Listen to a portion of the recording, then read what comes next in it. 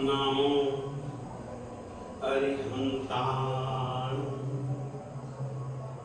नमो सिद्धाय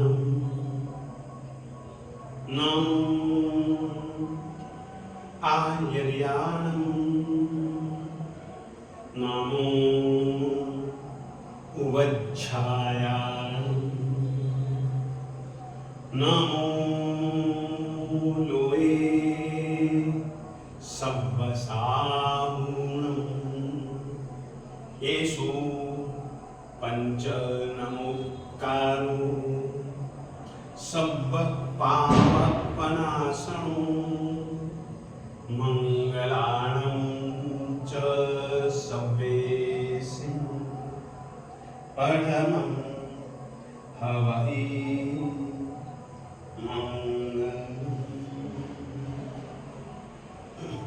आदिमं पृथिवीनाथ मादिमं निष्परिग्रहम् आदिमं तीर्थनाथं च ऋषभ स्वामिनं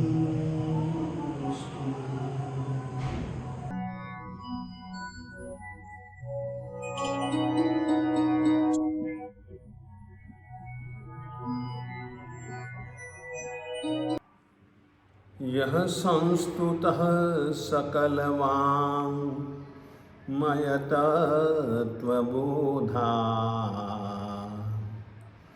दुर्भूतबुद्धिपटुभिः सुरलोकनाथैः स्तोत्रैर्जगत्त्रितयचेत्तहरैरुदारैः स्तोष्ये किलाहमपि तं प्रथमं जिनेन्द्रम्। भक्तामृत स्तोत्र का यह दूसरा श्लोक है और आप देख रहे हैं जो यंत्र, यह दूसरे श्लोक का यंत्र है। यंत्र के नीचे मुख्य मंत्र लिखा है। उस मुख्य मंत्र में जो नमो ओहि जिनानम पद है वह दूसरे श्लोक के यंत्र का मुख्य मंत्र है। ओहि जिनानम यह अवधि ज्ञानी पहला जो पद था ओम नमो जिनानम, उस संदर्भ में मैंने आप लोगों को कहा था जो श्रुत ज्ञान, अवधि ज्ञान, मनः पर्यव ज्ञान और केवल ज्ञान, ये चारों ज्ञानों से संबंधित जो लब्धि को धारण करते हैं वे जिन कहलाते हैं। जिन एक लब्धि विशेष का नाम है, परंतु पहली लब्धि में ओम नमो जिनानम उसका संबंध जिन नाम की लब्धि के साथ तो था ही था, परंतु जिन जीवों को जिन नाम की लब्धि के साथ साथ तीर्थंकर नाम कर्म उदय में आता है, उन जीवों को ही हम जिन नाम की लब्धि के अंतर्गत स्वीकारते हैं और वे केवल ज्ञानी होते हैं। जिन नाम की लब्धि का संबंध क्षायिक लब्धि है, वह यानी कि केवल ज्ञान को आवृत करने वाले जितने भी कर्मांश हैं, केवल दर्शन को आवृत करने वाले जितने भी कर्मांश हैं, मोहनीय कर्म के क्षय के साथ साथ ज्ञानावरणीय और दर्शनावरणीय कर्मांशों का समूल सर्वथा नाश हो जाने पर ही केवल ज्ञान की प्राप्ति होती है। और यदि तीर्थंकर नाम कर्म का उदय हो जाए तो वह अरिहंत कहलाते हैं, तीर्थंकर कहलाते हैं, जिनेंद्र कहलाते हैं। परंतु अवधि ज्ञान की लब्धि यह भी है तो ज्ञान से ही संबंधित, परंतु यह अवधि ज्ञान क्षय से प्राप्त नहीं होता है। अवधि ज्ञान हमेशा क्षयोपशम से प्राप्त होता है। उदाहरण, अवधि ज्ञान एक लब्धि है। लब्धि के कारण से, क्षयोपशम के कारण से उत्पन्न होने वाला यह अवधि ज्ञान है। कुछ बातें अवधि ज्ञान के संदर्भ में कहूं, क्योंकि इस लब्धि को समझाना मेरा नैतिक कर्तव्य है, तो अवधि ज्ञान के विषय में कुछ बातें मुझको कहनी ही चाहिए। देखिए, आप लोग जानते हैं, आंख देखती है, नाक सूंघता है, जबान रस लेती है, चमड़ी स्पर्श को महसूस करती है, कान शब्द सुनते हैं।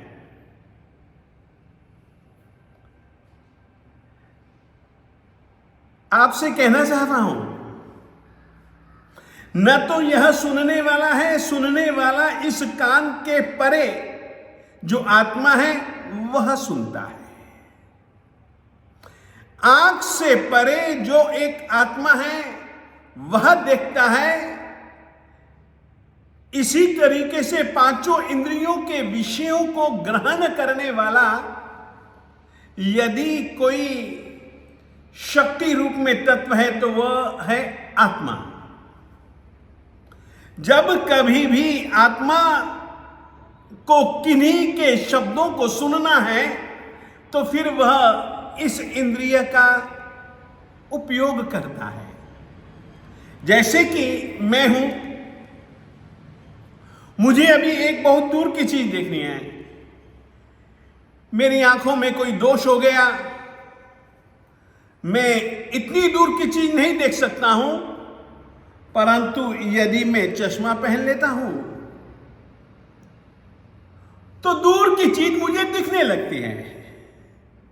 चश्मा उतार दूं तो वो चीज मुझको दिखती नहीं है। चश्मा नहीं देखता है, चश्मे के परे जो आंख है वो देखती है। आंख को आप चश्मा माने, देखने वाले को आत्मा माने, जानने वाले को आत्मा माने। जैन परंपरा यह कहती है कि इंद्रियों के माध्यम से आत्मा जानता है। इंद्रियां तो केवल साधन हैं, ज्ञाता आत्मा है। और ज्ञानमय आत्मा है। जानने वाला और जानने की शक्ति वाला अगर कोई तत्व है तो वह आत्म तत्व है, इंद्रिय तत्व नहीं। इंद्रियों के माध्यम से आत्मा जानता है। ज्ञान यानी कि जानना। जानने के साधन इंद्रियां भी हैं तो स्वयं आत्मा भी है। मति ज्ञान और श्रुत ज्ञान, ये दो ज्ञान ऐसे हैं जो कि इंद्रिय सापेक्ष हैं। इंद्रियों की सहायता के बिना आत्मा न तो मति ज्ञान और न ही श्रुत ज्ञान का उपयोग कर पाता है।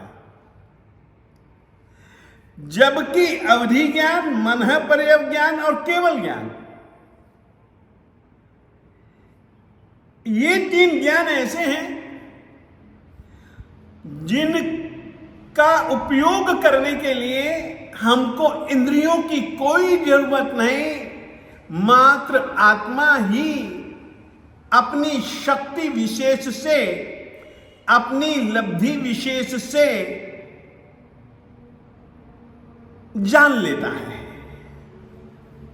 और अवधि ज्ञान जो आज का मुख्य विषय है, दूसरे श्लोक का जो यंत्र है उसमें अवधि ज्ञानियों को प्रणाम किया गया है।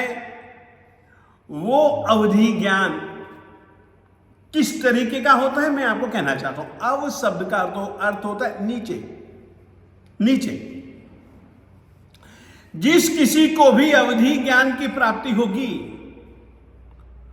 वह नीचे नीचे नीचे नीचे नीचे नीचे के क्षेत्र को ज्यादा जानेगा। उस क्षेत्र में रही हुई चीजों को यदि उसके पास में शक्ति होगी तो वह नीचे नीचे नीचे ज्यादा देख सकता है, ऊपर ज्यादा नहीं देख सकता। एक तो अवधि ज्ञान के विषय में यह बात निश्चित समझे। जिनको जाना जाता है वैसे पदार्थों को हम दो विभागों में बांट देते हैं। कुछ चीजें रूपी कहलाती हैं और कुछ चीजें अरूपी कहलाती हैं। उदाहरण के बतौर पुद्गल रूपी है, रूपी यानी कि रूप वाला, परंतु यहां पर रूपी शब्द पारिभाषिक दृष्टि से यदि हम विचारें तो जिस किसी भी पदार्थ में वर्ण, गंध, रस और स्पर्श पाया जाए वे सभी पदार्थ रूपी हैं। और जो जानने योग्य तो हैं उनको जानना चाहिए, परंतु उन पदार्थों में वर्ण, गंध, रस और स्पर्श नहीं है तो वे पदार्थ अरूपी ज्ञेय हैं। अवधि ज्ञान के माध्यम से मात्र रूपी द्रव्यों को ही जाना जा सकता है। अरूपी अमूर्त द्रव्यों को अवधि ज्ञान कभी भी अपना विषय नहीं बना सकता। एक तीसरा अर्थ अवधि ज्ञान मर्यादा लिए हुए होता है। वो मर्यादा द्रव्य से, क्षेत्र से, काल से, भाव से, और वो मर्यादा क्षेत्र संबंधी भी होती है, द्रव्य संबंधी भी होती है, काल संबंधी भी होती है, भाव संबंधी भी होती है। मर्यादा में ही अवधि ज्ञान होता है। ऐसा जो अवधि ज्ञान होता है वह क्षयोपशम से प्राप्त होता है। जैसे कि कल्पना करो, झूठी कल्पना है, जैसे कि धर्म धुरंधर की आत्मा है। मैंने खूब तपस्या की, शुद्ध भावों में, शुभ भावों में ही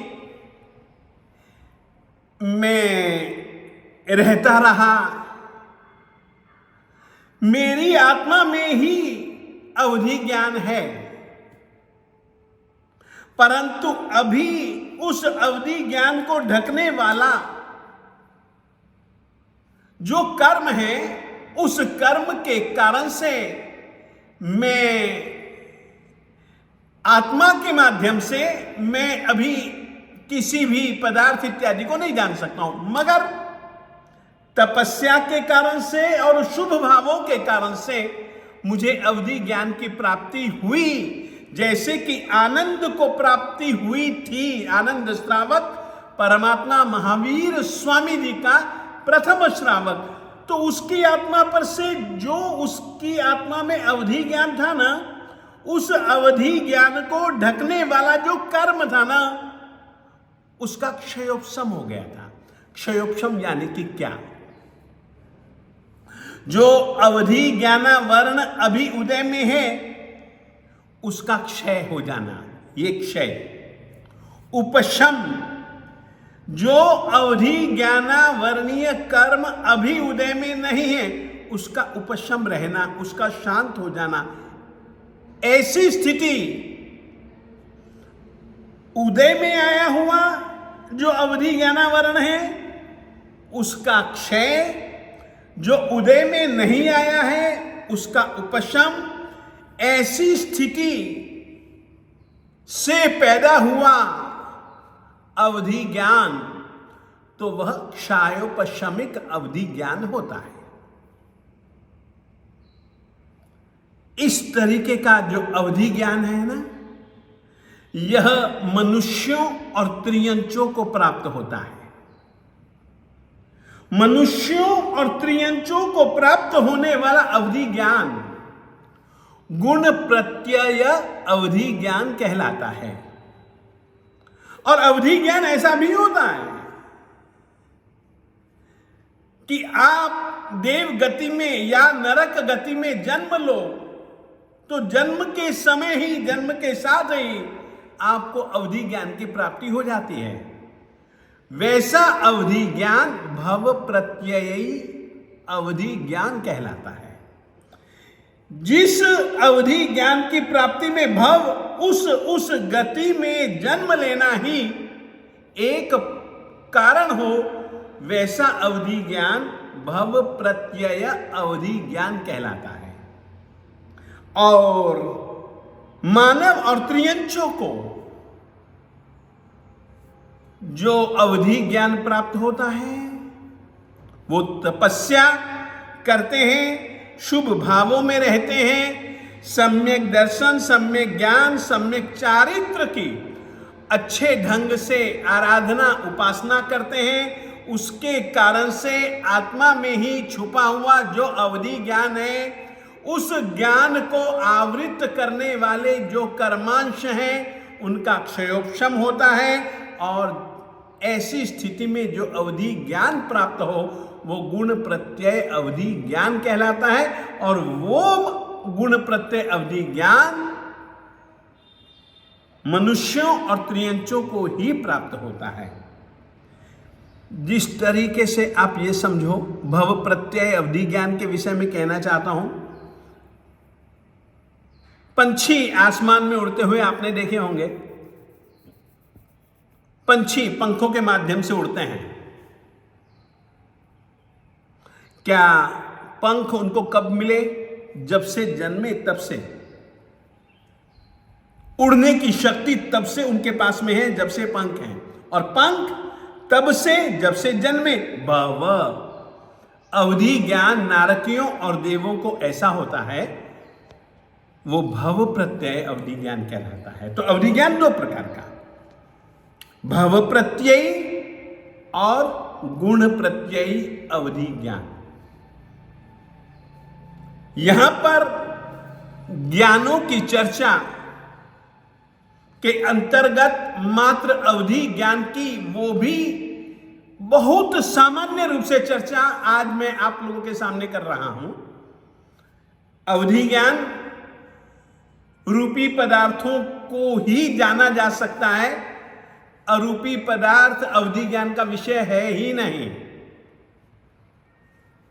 दूसरी बात यह भी कहना चाहता हूं, ऐसे अवधि ज्ञान के 6 भेदों की चर्चा नंदी सूत्र में बहुत विस्तार से की गई है। वैसे अवधि ज्ञान के 6 भेद ही नहीं होते, संख्याता असंख्याता भेद वाला भी अवधि ज्ञान होता है।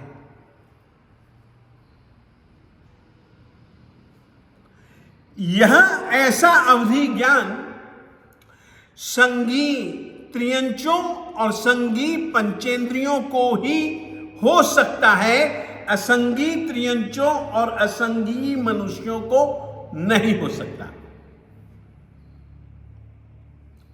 मैं केवल सामान्य तौर पर आपको कहना चाहूंगा, अवधि ज्ञान 6 प्रकार का होता है। उसके दो भेद हैं, एक तो आनुगमिक और दूसरा अनानुगमिक। अवधि ज्ञान ऐसा होता है जो कि जिस किसी को भी प्राप्त हुआ वो अवधि ज्ञान उसका हर जगह अनुसरण करे। जिस तरीके से सूरज होता है ना,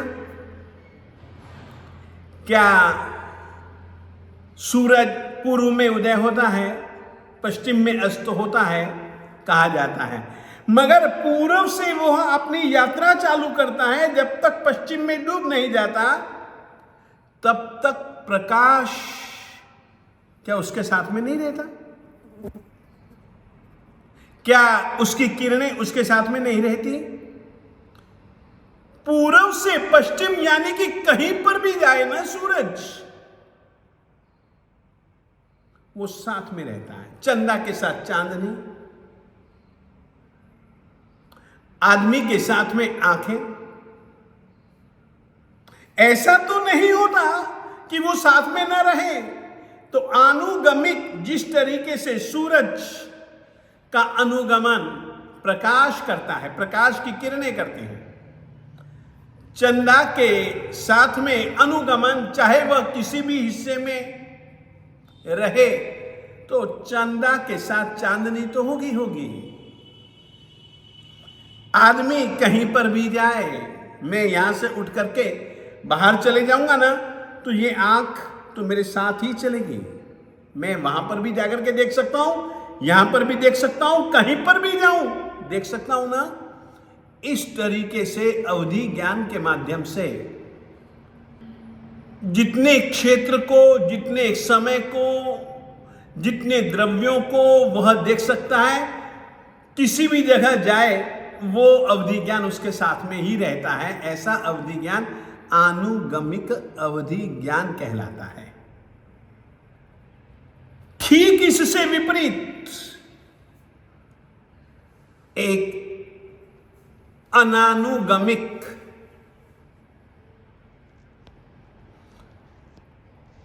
साथ में नहीं रहने वाला,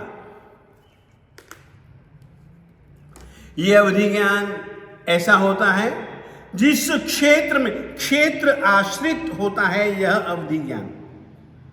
जिस क्षेत्र में हुआ उसी क्षेत्र में वह देख सकता है, एक नियत मर्यादा में। अवधि यानी कि मर्यादा लिए हुए,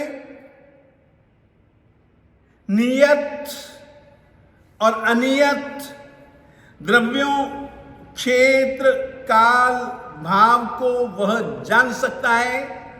परंतु याद रखिएगा, जितने क्षेत्र के लिए उसको पैदा हुआ, जितने क्षेत्र को वह जान सकता है, उससे बाहर यदि वह चला जाए तो फिर वह नहीं अवधि ज्ञान का उपयोग कर सकता।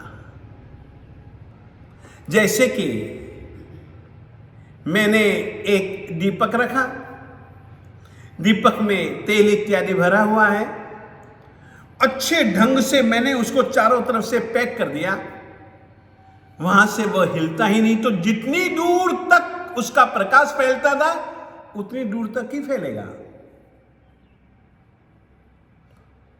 उसको हटाया नहीं जा सकता। तो ऐसा जो अवधि ज्ञान वह अनानुगमिक अवधि ज्ञान कहलाता है। वर्धमान और वर्धमान और इसी ही प्रकार से अनुगमिक, अनानुगमिक, वर्धमान, हीयमान।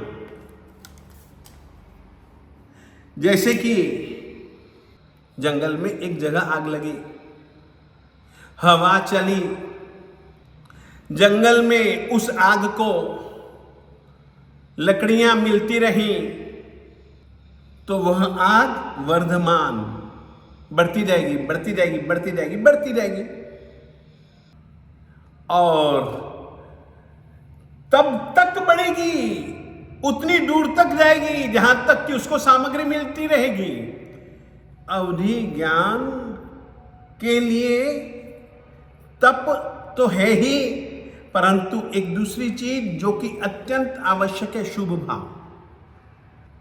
तप इत्यादि के साथ साथ व्यक्ति के जैसे जैसे शुभ भाव बढ़ते हैं, तो यदि अवधि ज्ञान उसको हो चुका है तो उसका क्षेत्र, द्रव्य, काल, भाव इत्यादि बढ़ता जाएगा, बढ़ता जाएगा, बढ़ता जाएगा। ऐसा अवधि ज्ञान वर्धमान। मान लो उसमें ही यदि ऐसे अवधि ज्ञानी को मलिन भाव आने लगे, कलुषित भाव आने लगे, और अवधि ज्ञान की प्राप्ति उसको हो चुकी थी, ज्यों ज्यों उसके भाव मलिन होंगे, त्यों त्यों उसका अवधि ज्ञान का क्षेत्र आदि भी ही कम कम कम कम कम कम होते जाएंगे। वह हीयमान अवधि ज्ञान कहलाता है। फिर इसके अतिरिक्त दो प्रकार के और भी हमारे नंदी सूत्र में बताए गए हैं, दो भेद। वो इस प्रकार से, वे दो प्रकार के अवधि ज्ञान है, प्रतिपाती अवधि ज्ञान और अप्रतिपाती अवधि ज्ञान। प्रतिपात, किसी को अवधि ज्ञान प्राप्त हो गया और वह द्रव्य, क्षेत्र, काल, भाव की मर्यादा लिए हुए जानता भी है, आत्मिक शक्ति से जानता है, इंद्रियों से नहीं जानता है। और एकाएक, ये बात याद रखिए, ये एक ऐसा प्रतिपाती है, जाएगा तो एक क्षण में ही जाएगा और पूरा का पूरा जाएगा। जैसे कि समझो यहां पर मैंने दिया जलाया, दिया जल रहा है, जल रहा है, जल रहा है।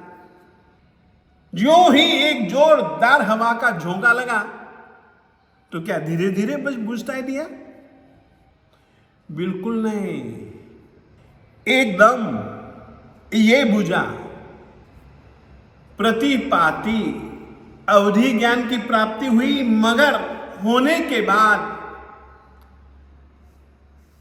तुरंत, यानी कि जब कभी भी वह उसका विनाश होगा, उस शक्ति के ऊपर वापिस जब कर्मांश आ जाएंगे तो तुरंत, धीरे धीरे नहीं, तुरंत जिस अवधि ज्ञान का नाश हो जाए, ऐसा वो अवधि ज्ञान प्रतिपाती अवधि ज्ञान कहलाता है। अप्रतिपाती अवधि ज्ञान एक ऐसा अवधि ज्ञान, जब तक कि उसको केवल ज्ञान की प्राप्ति नहीं होगी ना, तब तक उसका उदय बना रहेगा।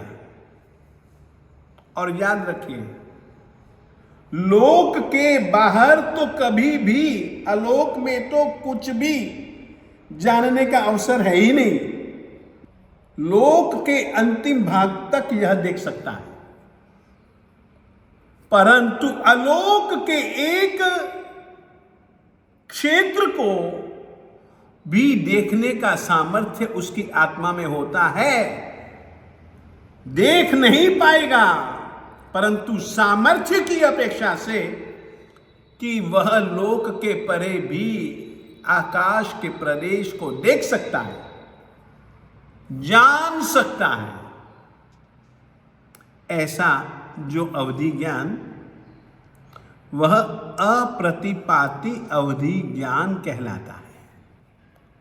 ऐसा अवधि ज्ञान और अवधि ज्ञान की चर्चा आगमों में बहुत विस्तार से प्राप्त होती है। इसके संख्याता भेद, असंख्याता भेद इत्यादि की चर्चा और अनुगमिक, अनानुगमिक इत्यादि के भी भेद प्रभेदों की चर्चा हमारे आगमों में उपलब्ध है। ओही जिनानम, मैंने पहले भी कहा था, जिनके श्रुत ज्ञान, अमुक अमुक स्थिति वाले श्रुत ज्ञानियों को भी हम जिन कहते हैं, अवधि ज्ञानियों को भी हम जिन कहते हैं। अवधि ज्ञान मनुष्यों को और त्रियंचों को भी प्राप्त होता है। इस तरीके का जो अवधि ज्ञान जिन्होंने पाया, नमो ओहि जिनानम, ऐसे अवधि ज्ञानियों को नमो नमस्कार। यह मैंने शाब्दिक अर्थ बतलाया है। मांत्रिक रूप से इसके प्रयोग और उपयोग अलग अलग भी प्राप्त होते हैं। इतना ही इस दूसरे श्लोक के दूसरे यंत्र के आराधना के लिए मंत्र पद का शाब्दिक अर्थ मैंने आपको बतलाया। इसमें आगम विरुद्ध या पहली लब्धि के अर्थ को बतलाते हुए कोई मेरे से आगम विरुद्ध बात कही गई हो, सोची गई हो, उसके लिए मैं मन वचन काया से क्षमा मांगता हूँ। विस्तार ज़्यादा नहीं कर रहा हूँ, परंतु संक्षेप में, ताकि आपका इस विषय में प्रवेश हो सके और जैन परंपरा में मति ज्ञान, श्रुत ज्ञान, अवधि ज्ञान, मनः प्रयोग ज्ञान, केवल ज्ञान, इन पांचों ज्ञानों का विस्तार से वर्णन है। अवश्य में गुरु जी के पास में बैठ करके इनका स्वाध्याय करें और इसके रहस्यों को समझें। इतना ही।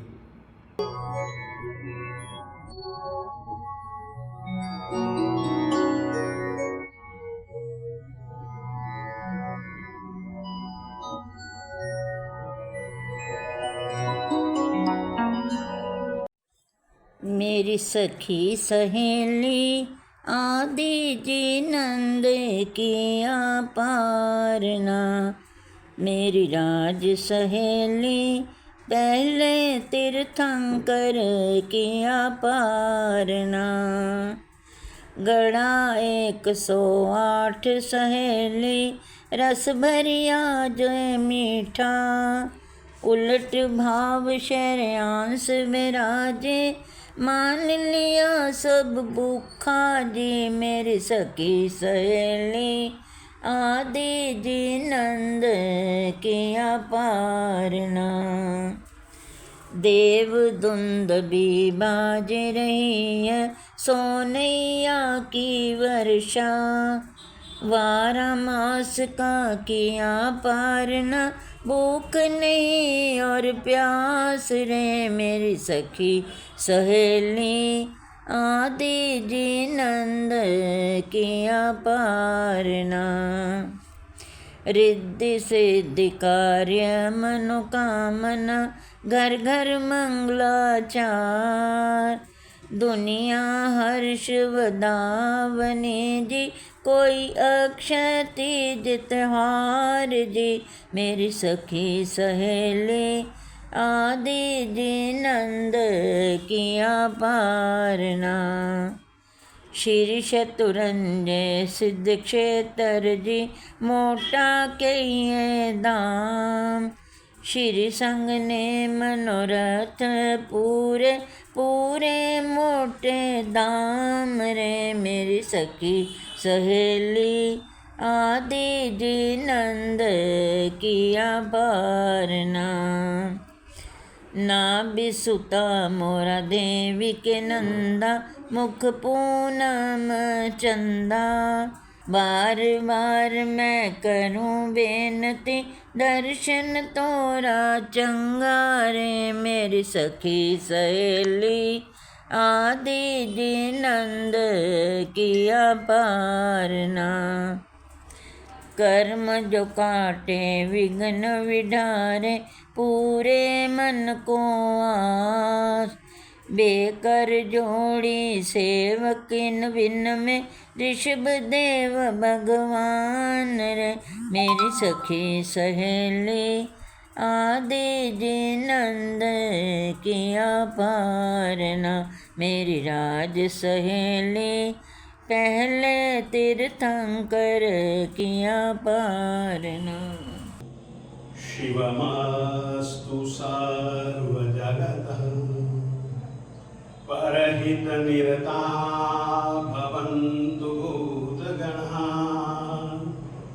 दोषाः प्रयान्तु नाशम्, सर्वत्र सुखी